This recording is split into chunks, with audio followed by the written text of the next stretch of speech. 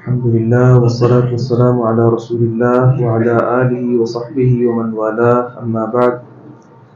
24ویں پارے میں سورۃ الزمر، سورۃ المؤمن، سورۃ حامیم السجدہ شامل ہے۔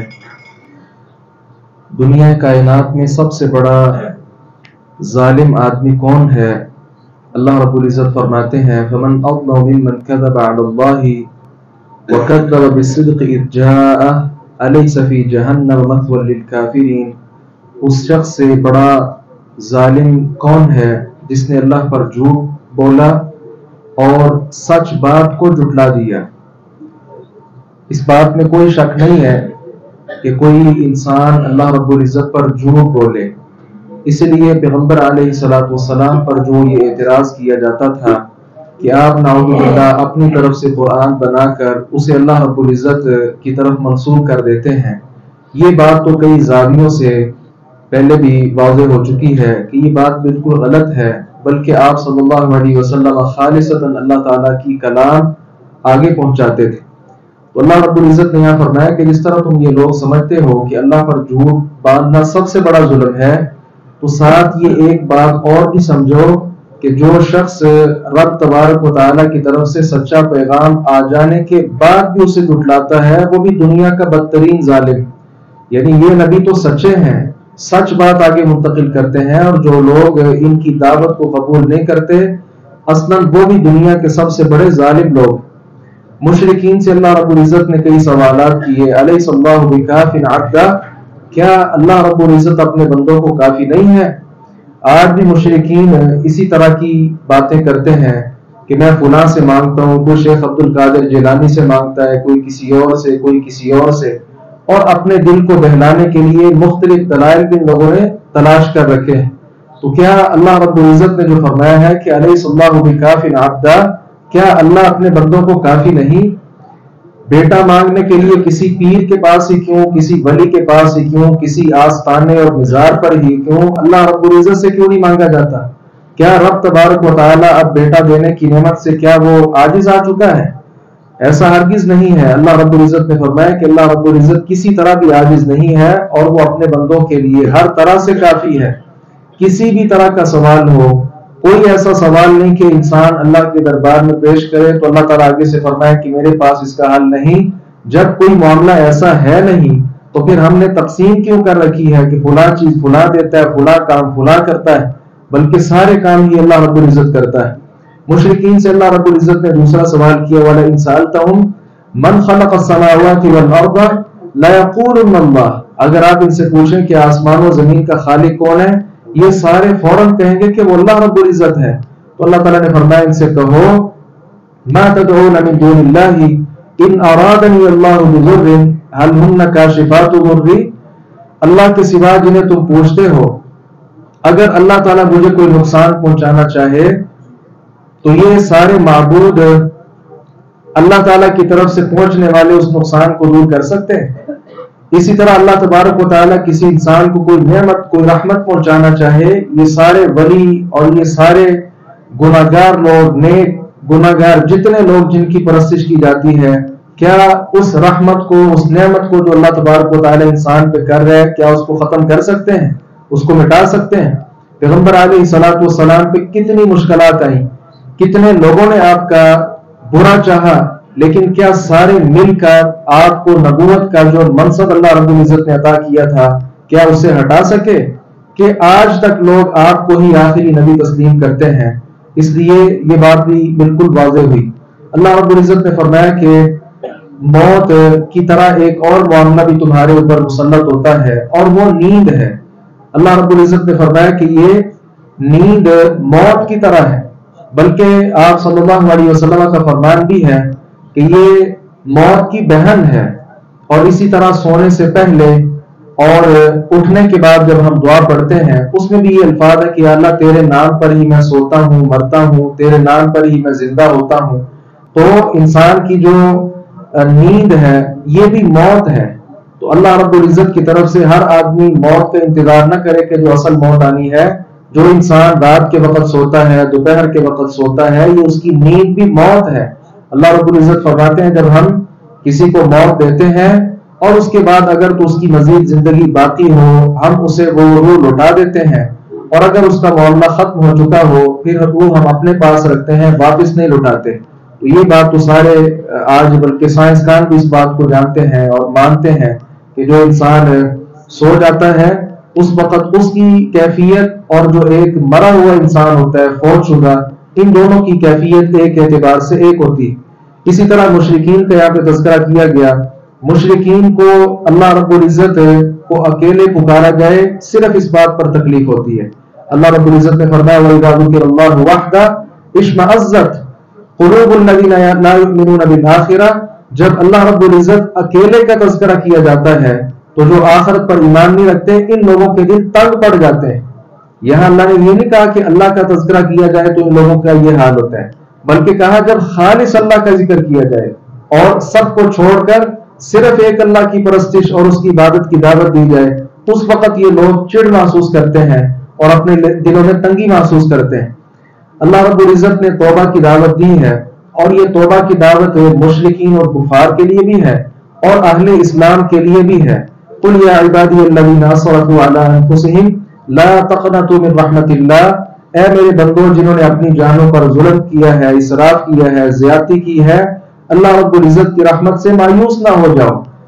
ان اللہ یغفر الذنوب جميعا، وجہ یہ ہے کہ اللہ رب العزت سارے گناہ ہی بخش دیتا ہے۔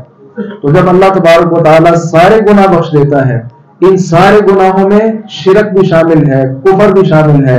دنیا میں کوئی مشرک آدمی اللہ رب العزت سے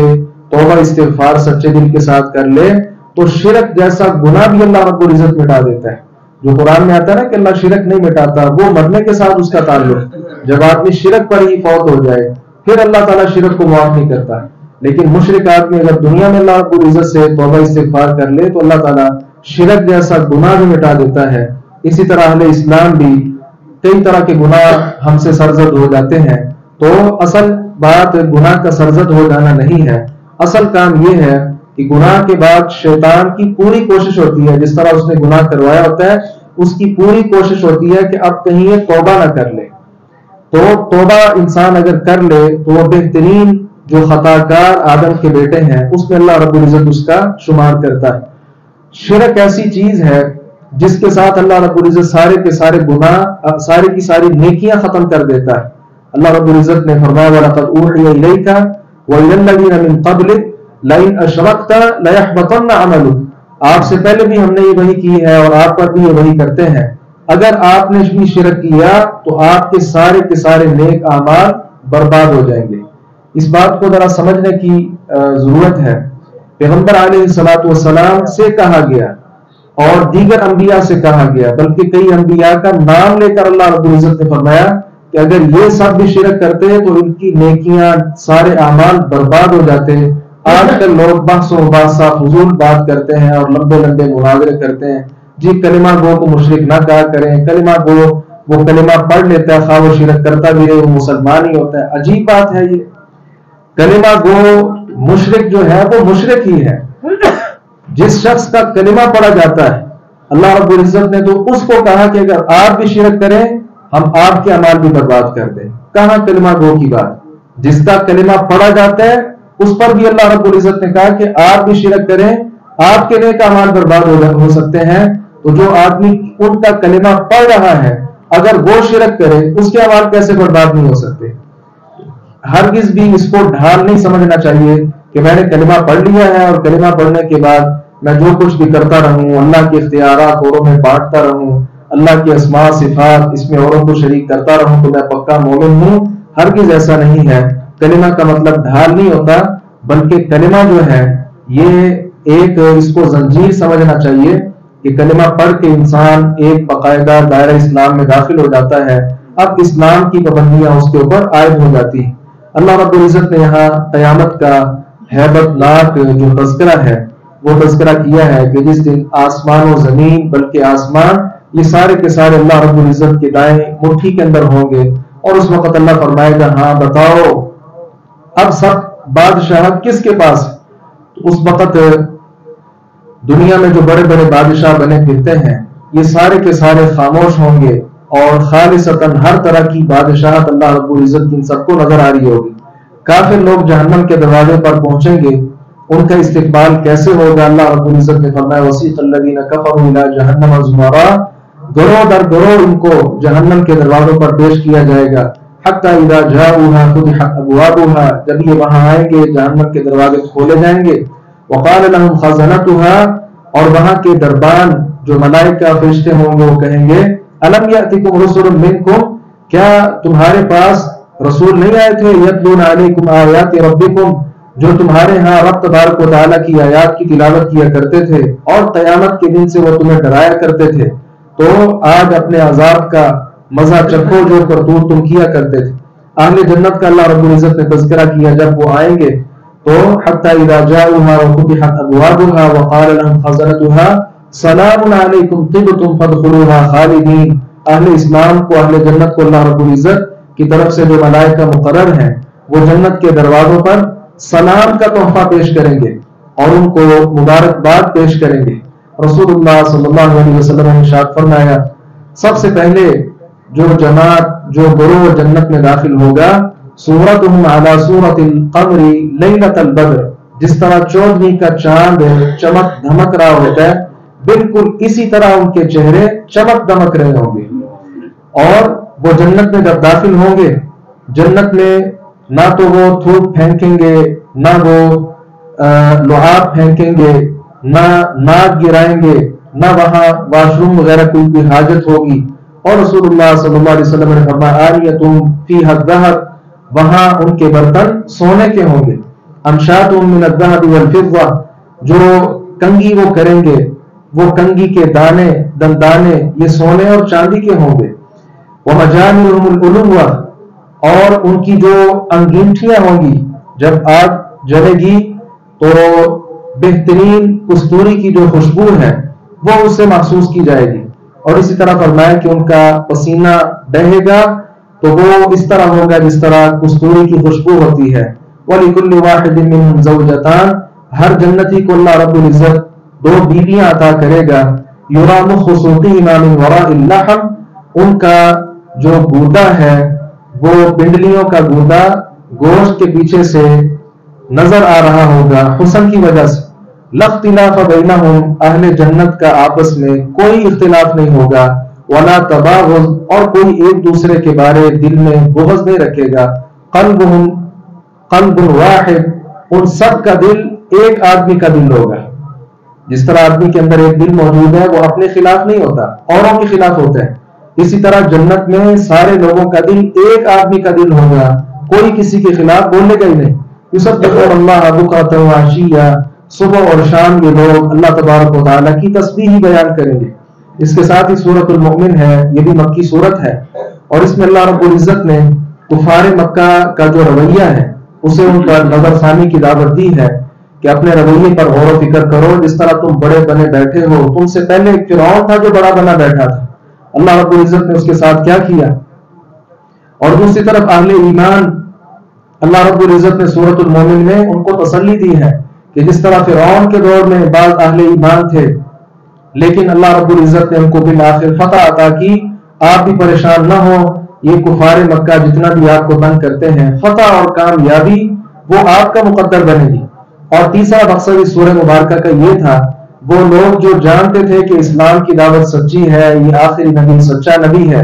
اس کے باوجود وہ بات قبول کرنے کے لیے ابھی ڈگمگا رہے تھے، اللہ رب العزت نے انہیں بھی دعوت دی کہ کس طرح فرعون کے دربار میں سے، فرعون کی آل میں سے ایک کافر آدمی، اللہ رب العزت نے اس کے دل میں موسیٰ علیہ السلام کے ذریعے ایمان داخل کر دیا اور چپ چاپ کو بیٹھا رہا، لیکن ایک وقت آیا جب موسیٰ علیہ السلام کو قتل کرنے کا پروپیگنڈا ہوا، اس نے اپنا جو ایمان دل میں وہ چھپایا ہوا تھا اس کا اظہار کر دیا۔ اظہار کرنے کے بعد فرعون نے ایک تدبیر کے ساتھ اس کو قتل کرنا چاہا، لیکن اللہ رب العزت نے اس کی تدبیر کو ناکام کر دیا اور اس بندہ مومن کو اللہ رب العزت نے اس کے مکر سے محفوظ فرما لیا۔ تو اس سورہ مبارکہ میں دعوت ہے اس بات کی، آپ اسلام کی دعوت کو دل و جان سے سچا تو مانتے ہیں، اب اعلانیہ اس کا اظہار بھی کریں۔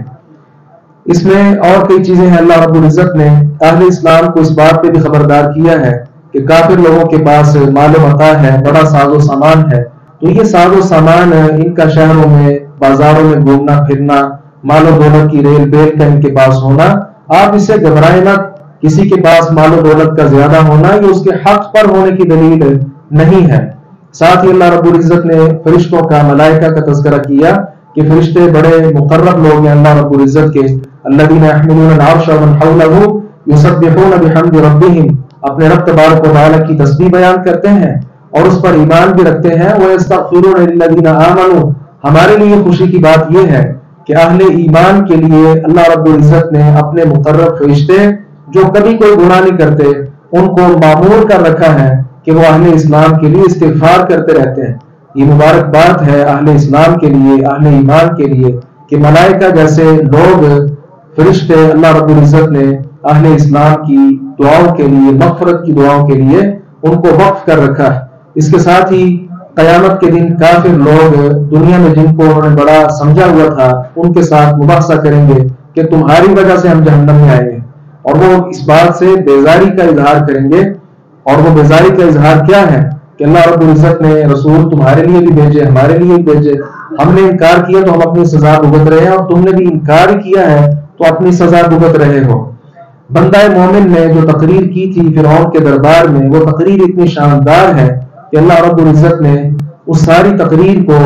سورۃ المؤمن میں ایک مناسب الفاظ کے ساتھ اللہ رب العزت نے بیان کیا ہے جو پڑھنے کے قابل ہے۔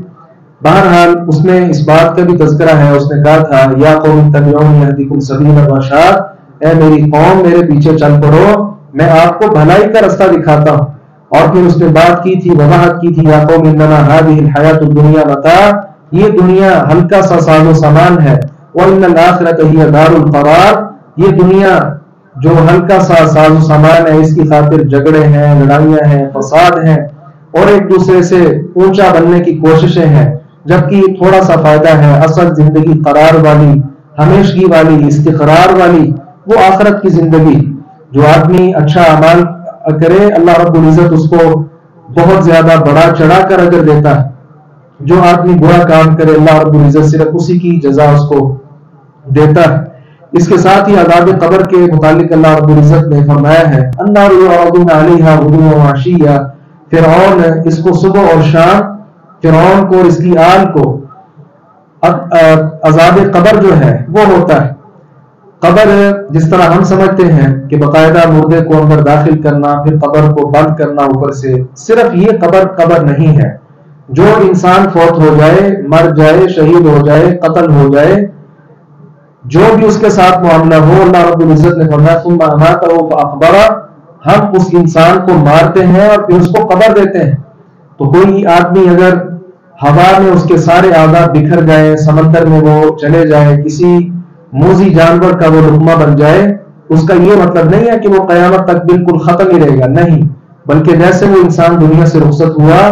اب برزخی جو زندگی ہے اس کا آغاز ہو چکا ہے، ہمیں نظر آئے نہ آئے۔ فرعون کی لاش دیکھتے ہیں، اس کی تصاویر دکھائی جاتی ہیں اور شیشے کے اندر وہ لاش بند ہے، کہا جاتا ہے کہ یہ وہی فرعون ہے جو موسیٰ علیہ السلام کے مقابلے میں تھا۔ اگر یہ وہی فرعون ہے جس طرح لوگ کہتے ہیں تو صبح اور شام کے وقت اس پر آگ کا عذاب اللہ رب العزت نے فرمایا وہ پیش ہوتا ہے۔ اب ہمیں تو یہ نظر نہیں آتا، صبح سے شام تک آپ اس کے پاس کھڑے رہیں، اس کی تصویر بناتے رہیں، کوئی ایسا منظر آپ کو نظر نہیں آئے گا کہ اس پر آگ کیسے پیش کی جا رہی، جبکہ اللہ رب العزت نے فرمایا آگ پیش کی جاتی ہے، ہمارا اس کے اوپر ایمان۔ بعض منکرین حدیث اس بات کا انکار کرتے ہیں کہ قبر میں عذاب نہیں ہوتا، جبکہ اہل السنہ والجماعہ کا یہ متفقہ نظریہ ہے، جیسے انسان برزخی زندگی میں جاتا ہے، اگر وہ اچھا آدمی ہو تو اللہ تبارک و تعالیٰ جنت کی نعمتیں اس کے لیے فوری طور پر کھول دیتا ہے، اس کے دروازے کھول دیتا ہے، اور اگر وہ برا آدمی ہو تو جہنم کا اور دیگر جو عذاب ہیں وہ اس پر مسلط کر دیے جاتے ہیں۔ حتیٰ کہ اس کے متعلق احادیث کثرت کے ساتھ پیغمبر علیہ الصلوۃ والسلام کی طرف سے آئی ہیں۔ ایسے ایسے سانپ اللہ رب العزت مسلط کرتا ہے جو کافر لوگ ہیں، زیادہ گناہ گار لوگ ہیں، ایسے ایسے سانپ مسلط کرتا ہے۔ پیغمبر علیہ الصلوۃ والسلام نے کہا اگر ان میں سے کوئی سانپ پھونک مار دے دنیا میں تو یہ جو سبزہ نظر آتا ہے آپ کو یہ سارے کا سارا ختم ہو جائے، اس قدر زیادہ زہر اللہ رب العزت نے ان سانپوں کے اندر بھرا ہوا ہے۔ ایک طرف یہ صحیح احادیث ہیں اور پیغمبر علیہ الصلوۃ والسلام کا ہر نماز میں یہ دعا پڑھنا، اللہم انی اعوذ بک من عذاب القبر، یا اللہ میں تجھ سے قبر کے عذاب کی پناہ مانگتا ہوں، اور آپ نے اس کا حکم دیا۔ بلکہ بعض اہل علم نے تو یہاں بڑی سختی بھی کی ہے، انہوں نے کہا کہ جو آدمی اللہم انی اعوذ بک من عذاب القبر والی دعا تشہد میں نہیں پڑھتا، اسے نماز دوبارہ پڑھنی چاہیے۔ بعد میں تو یہاں تک سختی کی، اتنی زیادہ ضروری ہے دعا، اس کے باوجود کوئی آدمی کہے کہ عذاب قبر حق نہیں اور یہ دعا بھی پڑھتا رہے، پھر یہ دعا تو بیکار ہوئی، بے فائدہ ہوئی۔ اگر عذاب قبر نہیں تھا تو پیغمبر علیہ السلام نے اس سے پناہ کیوں مانگی اور لوگوں کو پناہ مانگنے کا کہا کیوں ہے؟ اس لیے عذاب قبر حق ہے، جس طرح کتاب و سنت میں اس کا اظہار ہے۔ اس کے ساتھ ہی آگے سورۃ حامیم السجدہ ہے، اس میں زیادہ تر کافروں کے ساتھ جو مکالمے والا انداز ہے وہ پیش کیا گیا۔ اصل میں بات یہ تھی کہ ابو سفیان رضی اللہ عنہ کے جو سسر تھے، وہ چونکہ کافروں کی طرف سے ایک بڑا لیڈر تھا اور ایک سردار سمجھا جاتا تھا، جب وہ آپ صلی اللہ علیہ وسلم کے پاس آیا، آپ غالباً اس وقت مسجد حرام میں مطاف کے اندر موجود تھے، اس نے آ کر یہ بات کہی کہ آپ ہمارے معبودان کے ساتھ کوئی چھیڑ چھاڑ نہ کیا کریں۔ اگر آپ سرداری چاہتے ہیں، پورے مکہ کا آپ کو سردار بنا دیتے ہیں۔ اگر کسی اچھی خاتون سے نکاح چاہتے ہیں تو خوبصورت ترین عورت کے ساتھ ہم آپ کی شادی رچا دیتے ہیں۔ اگر کچھ اور چاہیے، مال و متاع چاہیے، وہ بھی دینے کے لیے تیار۔ تو پیغمبر علیہ الصلوۃ والسلام کے بارے آتا ہے، جس طرح مورخین نے اور خصوصاً اہل سیر نے اس بات کا ذکر کیا ہے کہ پیغمبر علیہ السلام نے اس کی ساری بات بڑی توجہ کے ساتھ سنی اور پھر فرمایا کہ تم نے اپنی بات پوری کر لی؟ اس نے کہا ہاں کر لی۔ آپ صلی اللہ علیہ وسلم نے پھر سورۃ حامیم السجدہ اس کی تلاوت فرمائی اور سجدے والی آیت پر آپ نے سجدہ کیا اور اسے مخاطب ہو کر کہا جو میں نے کہنا تھا وہ کہہ دیا، اب آپ کا رستہ آپ کے سامنے ہے، جس پر آپ عمل کرنا چاہتے ہیں، جو رستہ آپ کو اچھا لگے اس پر عمل کر لو۔ تو اہل ایمان کو اپنا دل مزید پختہ کرنا چاہیے ایمان پر کہ پیغمبر علیہ الصلوۃ والسلام کو بڑی پیشکش ہوئی، اس کے باوجود اللہ رب العزت نے ہمارے نبی کو ان ساری دنیاوی چیزوں سے محفوظ رکھا، اور جس نبوت کو وہ لے کر آئے تھے اللہ رب العزت نے اس نبوت پر ان کو قائم اور دائم رکھا۔ ہمیں بھی چاہیے کہ دین اسلام قبول کرنے کے بعد اس پہ استقامت اختیار کریں۔ اللہ رب العزت نے کئی مقامات پہ فرمایا کہ وہ لوگ جو ایمان لائے، دین اسلام قبول کیا، پھر اس پر استقامت اختیار کرتے ہیں تو اللہ رب العزت کی طرف سے اطمینان کی حالت میں ہوتے ہیں، کسی طرح کا خوف ان پر مسلط نہیں ہو سکتا۔ اللہ تعالیٰ سے دعا ہے باری تعالیٰ حق بات کو سمجھنے اور اس پر عمل پیرا ہونے کی توفیق عطا فرمائے۔